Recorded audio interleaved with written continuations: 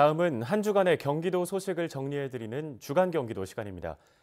먼저 이재명 경기도지사가 도내 마스크 제조업체에 마스크 생산량 확대를 위해 모든 수단을 동원할 것을 주문했습니다.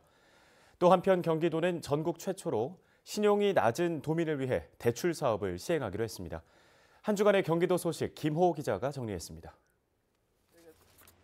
코로나19로 전국이 마스크 대란을 겪고 있는 가운데 이재명 경기도지사가 도내 마스크 제조업체를 찾아 생산 확대를 요청했습니다. 또 유통 구조상 누수가 없어야 한다고 밝히고 최종 소비자에게 공정하게 배분하는 것이 중요하다고 강조했습니다. 특히 원자재 수급이 문제라는 제조업체의 의견에 성능이 떨어지는 다른 필터나 필터 없이 사용할 수 있는 제품을 생산할 필요가 있다고 제안했습니다. 더불어 식약처 승인 등 관련 절차가 해결되면 경기도가 대대적으로 필터를 생산해 무료 공급하겠다고 전했습니다.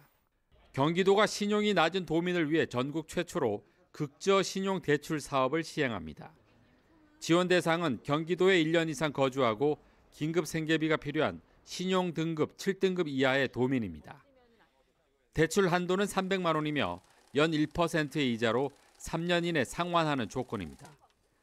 사업 주관 단체인 경기복지재단은 세부 지원 방안이 마련되는 대로 상반기 내에 시행할 예정이라고 밝혔습니다.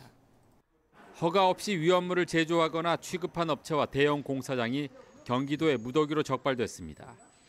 경기도 특별사법경찰단은 지난 1월 15일부터 한 달여간 대형 공사장을 대상으로 위험물 취급 불법 행위를 수사한 결과 대형 아파트 공사장 19곳과 무허가 위험물 제조소 12곳 등 31곳을 적발했다고 밝혔습니다. 적발 유형별로는 임시 저장 사용 승인 없이 공사장 내 위험물을 저장한 곳이 19곳으로 가장 많았고 허가 없이 고체 연료를 제조하거나 허가받지 않은 장소에 위험물을 저장한 곳이 각각 6곳이었습니다.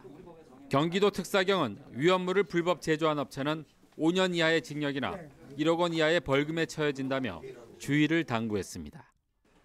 경기도가 코로나19 확산을 막기 위해 검토해오던 종교시설 집회행사 전면 금지를 하지 않기로 했습니다.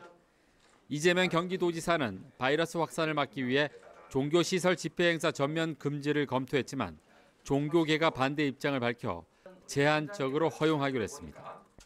이에 따라 경기도는 이번 주부터 집회 참가자에 대한 발열 체크와 마스크 착용, 2m 이상 거리 유지, 행사장 소독 조치를 이행하는 종교시설에 한해 집회를 허용하기로 했습니다. 경기도가 전국 최초로 체납자의 개인 사업장에 대한 조사와 징수를 통해 세금 징수율을 높이고 있습니다. 도는 지난달 세금이 체납된 개인 사업장이 있는 19,000여 명에게 수색 예고문을 발송했습니다. 그 결과 3,900여 명이 25억 3,800만 원의 체납액을 자진 납부했고 결선 처분했던 176명의 재산을 확인해 1억 3,500만 원을 징수했습니다. 또 일부 개인 사업자들도 체납액을 매월 분납하기로 하는 등 큰 성과를 거뒀습니다. 헬로티비 뉴스 김호입니다.